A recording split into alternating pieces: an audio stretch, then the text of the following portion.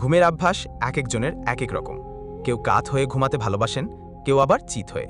আমাদের মধ্যে এমন অনেকেই আছেন যারা উপুর হয়ে ঘুমাতে বেশি পছন্দ করেন।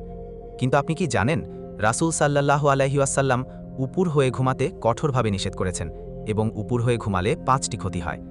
সম্মানিত দর্শক, আজকের ভিডিওতে আমরা জানব উপুর হয়ে ঘুমানো নিষেধ কেন এবং ঘুমালে কি কি ক্ষতি হয়, আর বড় ক্ষতিটি ভিডিওর শেষে বলা হয়েছে।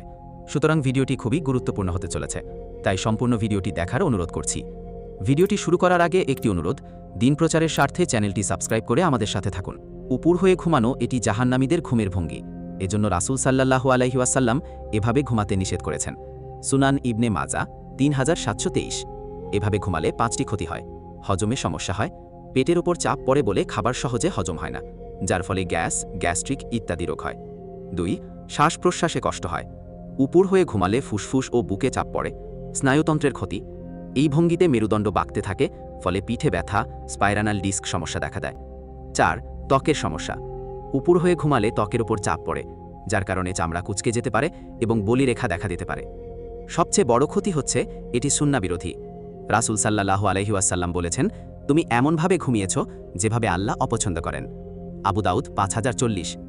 সুন্নাহ হল ডান কাত হয়ে ঘুমানো, যা বরকতপূর্ণ ও নিরাপদ।